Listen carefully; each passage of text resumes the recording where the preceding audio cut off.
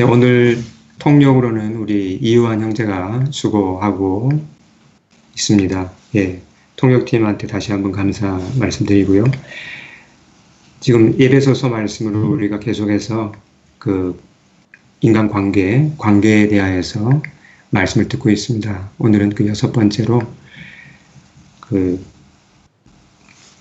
종과 그 상전의 관계에 대해서 우리가 한번 주의 말씀을 들어보겠습니다. 먼저 그 종들을 향한 주의 말씀이 무엇인지 한번 우리 함께 들어보겠습니다. 5절을 한 목소리로 같이 한번 크게 읽어보겠습니다. 시작.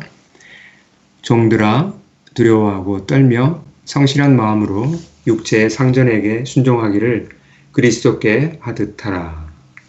네, 여기서 종은 화면에 보시는 대로 그 노예를 가리킵니다. 슬레이브죠. 종들을 향해 이렇게 얘기하면 이건 그 노예 제도를 옹호하는 말씀이 아닌가 이런 생각이 들죠.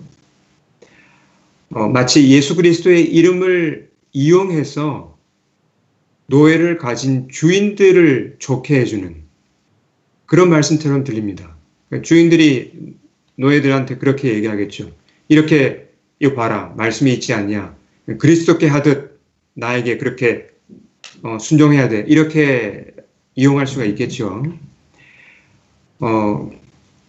당시 로마 제국에는 참 노예가 많았습니다. 예, 기록에 의하면 그 당시 로마 제국 전체 인구의 약 20%가 노예였다고 합니다. 참 많은 숫자지요. 어떤 경로를 통해서 사람들이 노예가 되었습니까? 그 당시에 주로 그 전쟁 포로들이 노예가 많이 되었죠. 그리고 또 그 빚을 갚지 못할 경우에는 자신이나 또 가족이 노예가 되는 경우들이 많았다고 합니다. 예수님 시대에는 어떠했습니까? 우리가 복음서를 보면 알 수 있듯이 예수님 시대에도 노예들이 있었습니다. 이 노예 제도가 성경적입니까? 아니죠. 예, 비인간적인 제도입니다. 그러면 예수님이 구원자시라면 먼저 이런 노예 제도를 좀 폐지하고 노예들을 풀어서 해방하는 이런 일을 먼저 하셔야 할 것 같지 않습니까? 근데 복음서에는 그런 기록이 없습니다. 예수님은 그런 일을 하지 않으셨습니다. 무슨 까닭이 있을까요? 왜 그런 중요한 일을 하지 않으셨을까요? 자, 좀 더 큰 그림을 보겠습니다. 인류가 하나님을 떠났을 때, 병들었죠. 깨어졌습니다. 많이 상했습니다. 그 결과 생겨난 여러 제도들 가운데 노예 제도도 거기 포함되는 거죠. 또 일부 다처제라든지 소작 제도라든지 모든 이런 제도들은 비성경적인 제도이죠. 그리고 제도라고는 할 수 없지만 강한 나라가 약한 나라를 이렇게 식민 통치하는 이런 것도 분명히 잘못된 것이죠. 성경적이지 않습니다. 예수님 시대에도 이런 잘못된 제도들이 많이 존재하고 있었고 또 이스라엘은 누구의 식민지였습니까? 그 당시에 로마 제국의 식민지였습니다. 참 고통스러운 상태였죠. 예수님이 정말 구원자라면 먼저 이스라엘을 로마로부터 독립시키는 것이 먼저 해야 될 일이 아니었을까요? 주님은 그런 일을 하지 않으셨습니다. 그렇다고 주님이 물론 식민 통치를 허용하신다거나 노예 제도를 허락하시고 그런 건 아니죠. 주님이 이 땅에 오신 목적은 분명히 병든 세상, 깨어진 세상을 고치고 구원하는 게 맞습니다. 근데 이제 방법이 중요하죠. 어떤 방법으로 주님이 이 세상을 구원코자 하시는가 하는 것입니다. 주님의 방법은 그 당시 사람들이 기대했던 그런 방법과는 많이 달랐습니다. 어떤 점에서 많이 달랐느냐 한번 보죠. 사람들이 생각할 땐 급한 문제가 무엇입니까? 예, 나라가 독립을 하고 로마를 몰아내고 노예 제도 같은 걸 폐지하고 이런 게 급하게 보였지만 주님이 볼 때 그런 것은 표면적인 문제였습니다. 어떤 겉으로 드러난 문제였고 더 중요한 본질적인 문제가 있다는 것입니다. 근본 문제가 있다는 것이죠. 그러니까 근본 문제를 그냥 두고 뿌리를 그냥 두고 격까지만 치면 어떻게 됩니까? 문제가 해결됩니까? 해결되지 않죠. 예. 자, 이 원리를 우리가 좀 더 바르게 이해하기 위해서 지금 유행하고 우리들 괴롭히고 있는 이 코로나 바이러스 코비드-19을 가지고 제가 한번 설명을 드리겠습니다. 이 전염병에 감염되면 예, 아시는 것과 같이 여러 가지 증상이 나타나죠. 예. 목이 아픈 인후염이 일어나고 또 기침이 나고 또 호흡곤란도 일어나고 복통도 일어나고 또 미각이 마비되고 발가락에 통증이 생기고 뭐 이런 그 여러 증상들이 있습니다. 초기 증세가 독감이나 감기하고 참 비슷하기 때문에 이게 코로나 때문에 그렇구나 이걸 모르는 수가 많다고 하죠. 자, 한번 이런 그 가정을 해보겠습니다. 어떤 사람이 목이 아픕니다. 또 발가락도 아픕니다. 병원에 갔습니다. 너무 아파서. 근데 그 원인은 코로나 바이러스인데 그걸 모르고 이제 간 겁니다. 근데 의사들도 이걸 모르고 있습니다. 가정합니다. 제가 그렇게. 의사들이 뭘 고칩니까? 목이 아프다고 하니까 이제 인후염이구나. 그 인후염 약을 주고 발가락이 아프니까 또 그 통증을 완화하는 그 약을 줍니다. 그렇게 치료를 받고 이 사람이 집으로 왔습니다. 어떤 일이 일어날까요? 예, 인후염은 좀 좋아지겠죠. 그리고 발가락 통증도 나아질 것입니다. 그러나 잠시일 뿐이죠. 얼마 지나지 않아서 예, 이 사람은 다시 심하게 아플 것이고 아주 심각한 문제가 발생할 수 있는 것입니다. 왜 그렇죠? 예, 병의 뿌리를 뽑지 않았기 때문이죠. 뿌리가 무엇입니까? 바이러스죠. 예, 바이러스를 퇴치해야 하는데 그건 그대로 두고 격까지만 어떤 표면에 드러나는 현상만 고치고자 하면 예, 이런 결과가 온다는 것입니다. 실패하죠. 하나님을 버리고 떠난 인류. 예, 인류가 하나님을 배신하고 버렸죠. 하나님 없이 잘 살 수 있다고 생각하고 하나님을 떠났습니다. 이 인류의 모습이, 이 병든 모습이 영적으로 보면 아주 강력하고 무서운 바이러스에 감염된 상태라고 할 수 있습니다. 그 결과 세상이 병들었습니다. 여러 가지 악한 제도들이 생겨났습니다. 악이 만연하게 되었습니다. 주님은 세상을 고치기 원하십니다. 간절히 원하십니다. 근데 부분적으로 조금 수리하고 부분적으로 격가지를 좀 고치고 이걸 이렇게 하는 것을 원하지 않으십니다. 그게 근본 해결책이 아니기 때문이죠. 예를 들어서 한번 생각해 볼까요? 주님이 로마 군대를 이스라엘에서 이렇게 쫓아내고 이스라엘에게 독립을 얻도록 도와준다면 또 노예 제도를 폐지하고 노예들을 다 해방시킨다면 이런 일을 하신다면 어떤 일이 일어날까요? 과연 이스라엘이 에덴 동산 같은 낙원으로 바뀔 수 있을까요? 가능하지 않습니다. 예, 성경의 역사를 보면 우리가 그것을 알 수 있습니다. 얼마 지나지 않아서 사람들은 또 악한 제도를 만들어낼 것입니다. 또 로마의 뒤를 이어서 다른 또 어떤 제국이 일어나서 이스라엘을 삼키고 수탈할 것입니다. 이스라엘의 역사가 이것을 뒷받침하죠. 이 병든 세상을 바로 잡는다는 건 이렇게 어렵습니다. 왜 이렇게 어렵죠? 사람들 자체가 근본적으로 부패했기 때문입니다. 이를 잘 아시는 예수님은 노예 제도라든지 식민 통치라든지 이런 그 겉으로 드러나는 증상만 치료하고자 하시지 않고 근본 원인을 손을 대신 것입니다. 근본 원인에 초점을 맞추신 것입니다. 그것이 무엇입니까? 사람들의 죄죠. 네. 코로나19에 걸린 사람을 바로 치료하려면 그 바이러스를 퇴치해야 하죠. 그렇듯이 이 세상을 정말 이 병들고 깨어진 세상을 치료하기 위해서는 바로잡기 위해서는 뭘 해야 합니까? 근본적으로 이 죄 문제를 해결해야 합니다. 자, 한번 비교를 해보겠습니다. 코로나19 바이러스가 얼마나 독합니까? 아직까지 치료약이 개발되지 않았고 백신도 아직 멀었습니다. 개발되려면 참 어려운 독한 바이러스입니다. 근데 이 죄라는 바이러스는 코로나19에 비해서 훨씬 몇 갑절 더 독하고 무서운 바이러스라고 할 수 있습니다. 영적인 관점에서 볼 때. 그래서 하나님의 아들이시라도 이 죄라는 바이러스를 퇴치하기 위해서, 제거하기 위해서 쉽지 않았던 것입니다. 하나님의 아들이시라도 어떻게 했습니까? 그 죄를 제거하기 위해서 당신의 목숨을 내어놓아야 했던 것이죠. 그 큰 희생을 통해서만 그 바이러스를 제거할 수 있었습니다. 예수님께서 사역을 하시면서 시작하시면서 그 3년 미니스트리를 시작하시면서 제일 먼저 선포하신 말씀이 무엇입니까? 우리 다 같이 한번 마가복음 1장 15절 말씀을 한번 같이 읽겠습니다. 시작. 때가 찼고 하나님 나라가 가까웠으니 회개하고 복음을 믿으라.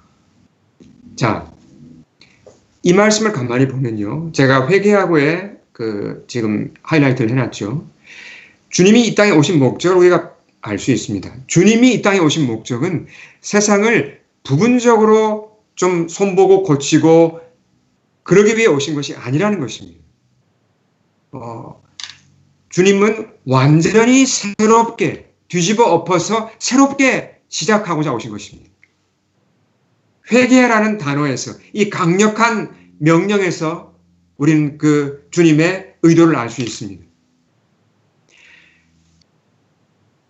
이 회개라는 단어는 단순히 잘못을 고치라 이 정도의 의미가 아닙니다.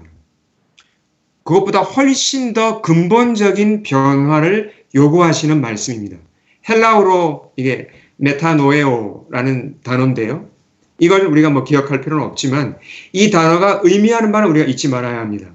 이 메타노에오가 의미하는 바는 쉽게 말해서 내 인생의 이 길에서, 내 인생길에서 유턴을 하라는 것입니다.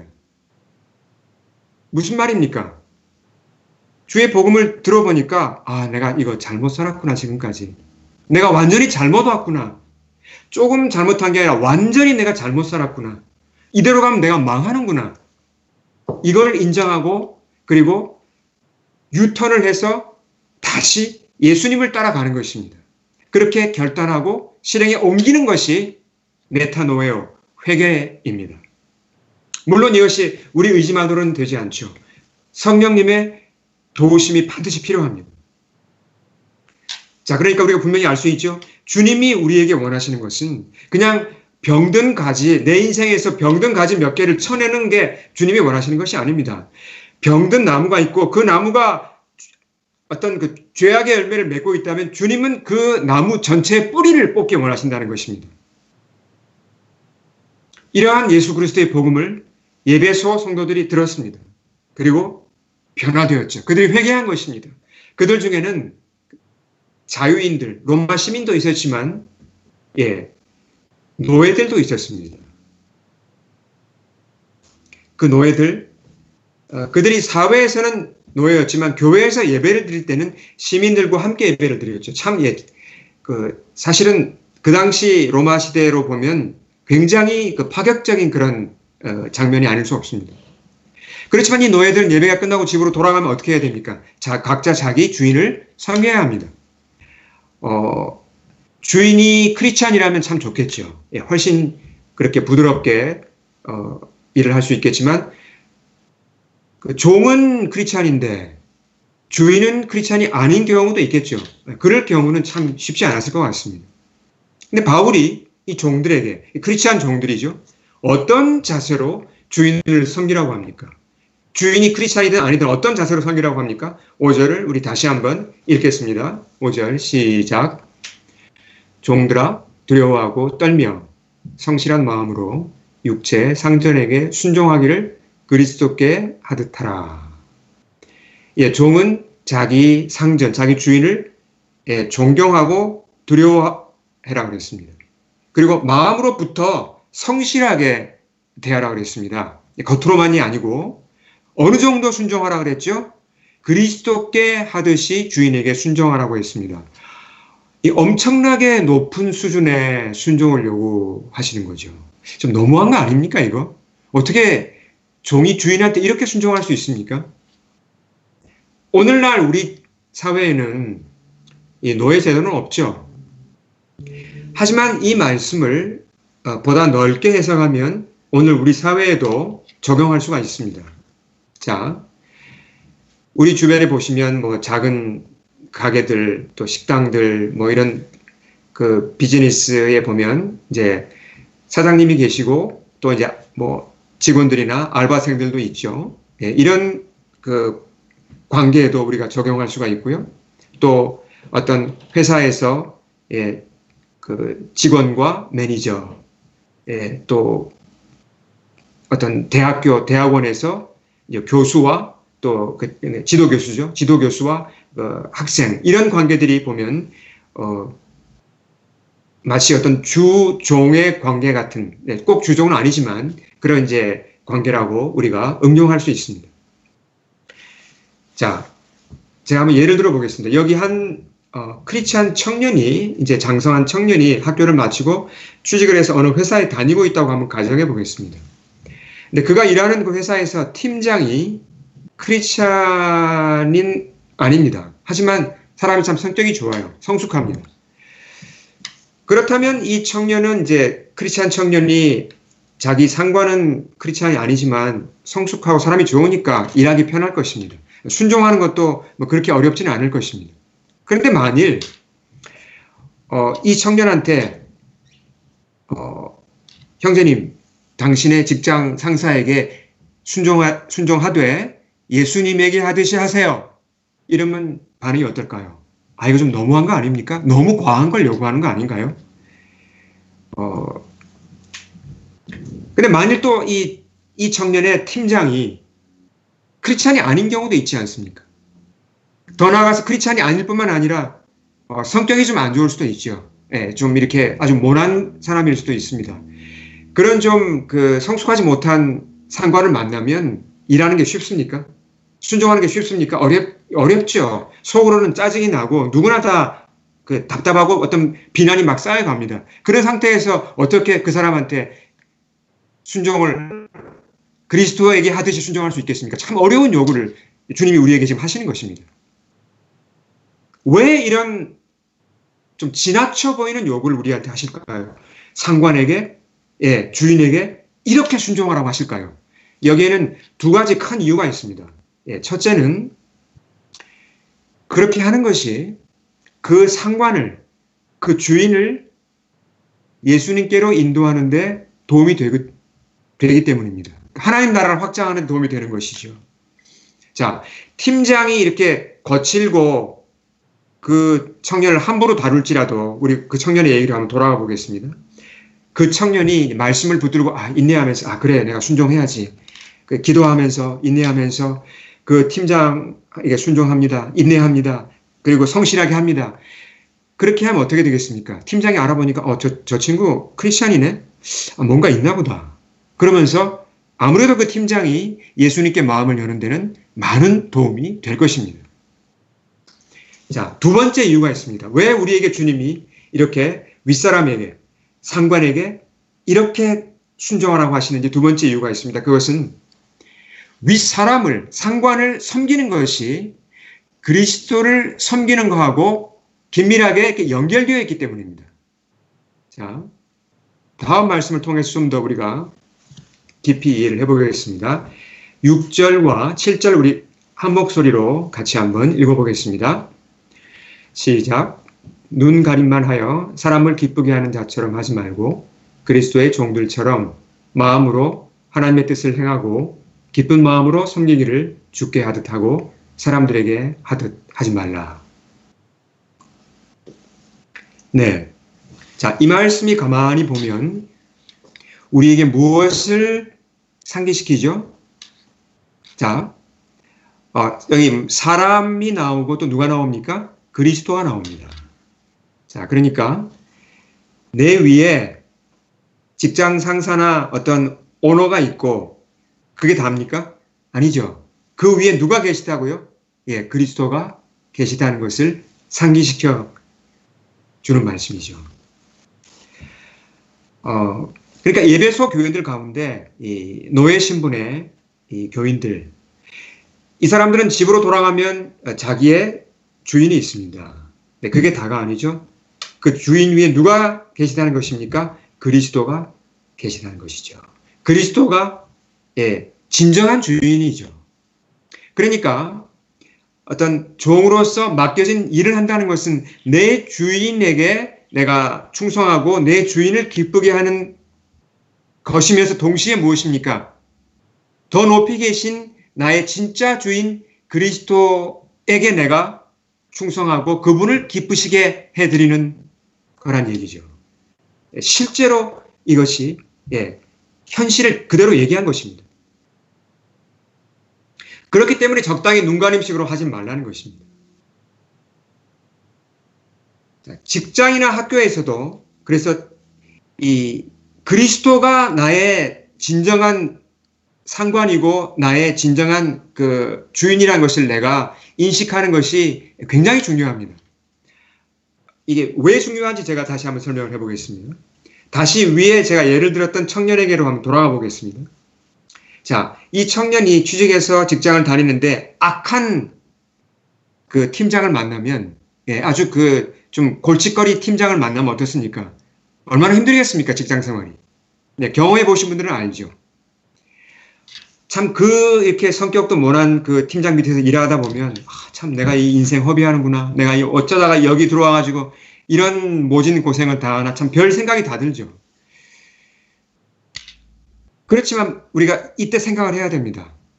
나를 평가하는 사람이 누군가? 내가 지금 누구 밑에서 지금 일을 하고 있는가? 물론 그 팀장 밑에서 일을 합니다. 물론 그 팀장이 나를 평가합니다. 그러나 그게 다가 아니라는 것입니다. 그 사람 위에 누가 있다는 것입니까? 그리스도가 계셔서 그분이 나를 보고 계시고 나를 평가하신다는 것입니다. 이것은 성경에 분명히 나와 있는 내용입니다. 우리 크리스찬들은 그리스도의 보혈을 믿음으로 구원받았습니다. 예, 사망에서 생명으로 옮겨졌습니다. 그러나 고린도후서 5장 10절 말씀에 따르면 우리는 이제 장차 우리가 이 땅을 떠나서 그리스도 앞에 섰을 때 이 땅에서 행한 일에 대하여 그리스도 앞에서 평가를 받는다는 것입니다. 교회에서 한 일만 평가를 받는 게 아니라 집에서 직장에서 한 일에 대해서도 그리스도의 내 주인의 평가를 받는다는 것입니다. 자, 말씀 한번 읽어보겠습니다. 고린도후서 5장 10절 같이 읽겠습니다. 시작. 이는 우리가 다 반드시 그리스도의 심판대 앞에 나타나게 되어 각각 선악간에 그 몸으로 행한 것을 따라 받으려 함이라. 네, 분명히 기록되어 있죠. 그날이 오면 우리는 이 말씀대로 주님의 그 평가를 받을 것입니다. 이걸 기억해야 합니다. 자, 그러면 주님이 이렇게 이제 나중에 우리를 평가하실 때 그 기준이 무엇입니까? 어떤 기준으로 우리 신자들을 우리가 한 일을 평가하십니까? 그것은 마태복음에서 답을 찾을 수 있는데요. 달란트 비유 여러분 기억하시죠? 그 유명한 달란트 비유. 자, 주님이 이제 그 종을 불렀다 그랬죠. 어떤 주인이 5달란트를 맡긴 종이 있고 또 2달란트를 맡긴 종이 있고 또 1달란트를 맡긴 종이 있었죠. 그 중에 이제 5달란트를 맡긴 종이 주인이 돌아와 보니까 어떻게 일을 했습니까? 정말 성실하게 일을 해서 몇 달란트를 남겼죠? 5달란트를 남겼습니다. 2달란트를 받은 종은 어떻게 했습니까? 역시 2달란트를 남겼습니다. 자, 그러면 주님이 어떻게 평가하셨을까요? 한 사람은 5달란트를 남겼고 한 사람은 2달란트 남겼습니다. 지금 첫 사람이 이 두 번째 사람에 비해서 2배 이상 일을 한 것입니다. 자, 근데 주님의 평가를 읽어보면 어떻습니까? 화면을 잘 보십시오. 제가 한번 읽어보겠습니다. 잘하였도다. 착하고 충성된 종아.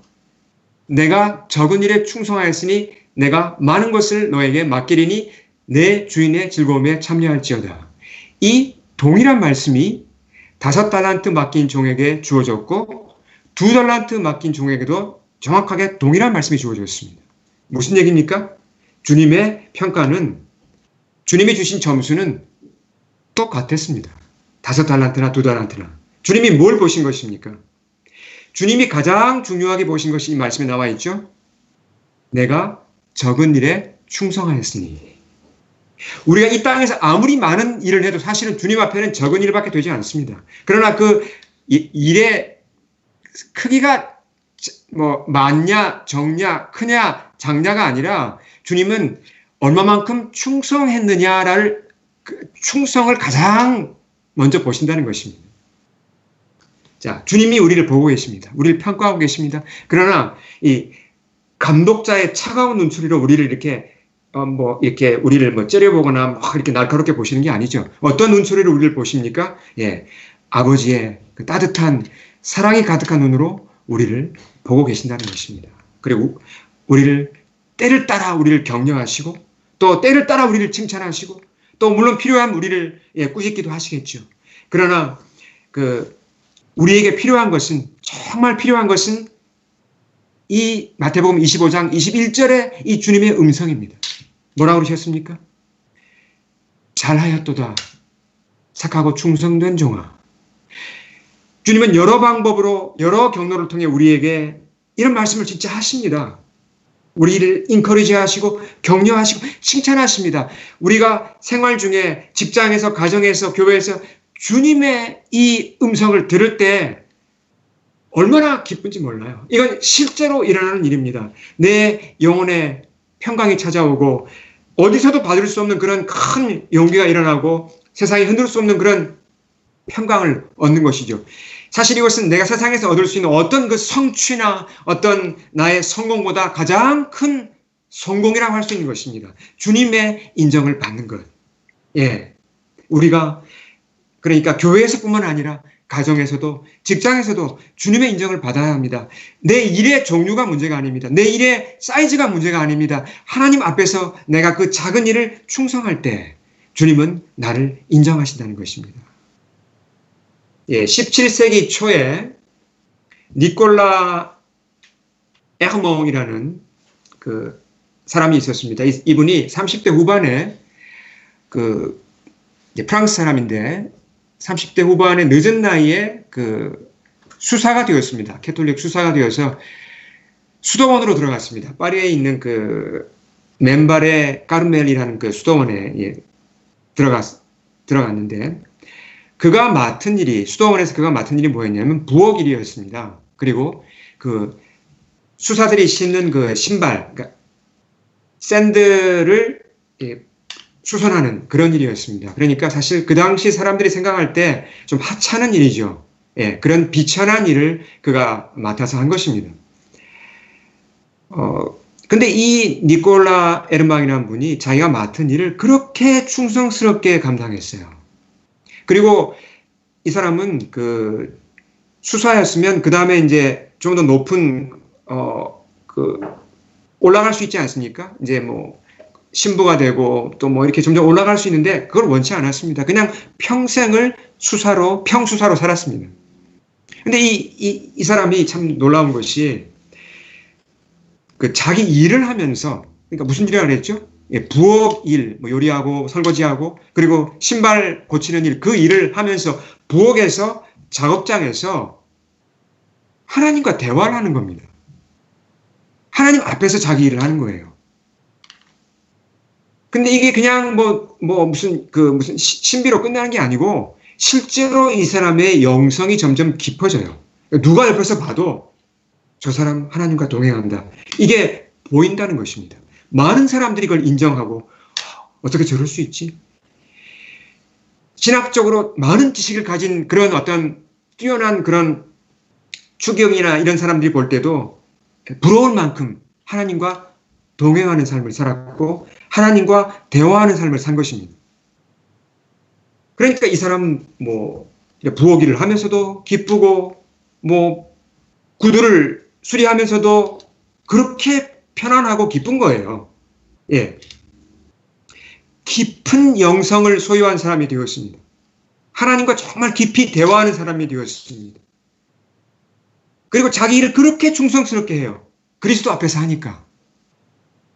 이제 시간이 흐르면서 이제 이 니콜라 에르망을 통해서 많은 사람들이 영적인 도움을 얻게 되었습니다. 아, 이렇게 하면 하나님과 대화할 수 있구나. 이렇게 하면 하나님의 임재 가운데 들어갈 수 있구나. 이런 것들을 배우러 오고 많이 배운 것입니다. 그의 영향력이 커진 것이죠. 그가 마침내 하나님 곁으로 갔습니다. 이제 그의 삶을 기록한 책들이 출판되었습니다. 그 책들이 또 여러 나라 언어로 번역되어서 세계적으로 이렇게 많이 전해졌습니다. 세계 곳곳에서 지금까지도 많은 사람들이 이분의 책을 읽으면서 아, 하나님과 대화는 이렇게 하는 거구나. 하나님의 임재 가운데 들어가는 건 이렇게 하는 거구나. 배웁니다. 아, 그리고 내가 어떤 일을 해도 부엌 일을 하든 아이를 돌보든 내가 어떤 일을 하면서도 하나님 앞에 할 수 있구나. 이런 것을 배우는 것입니다. 자, 다음 화면 볼까요?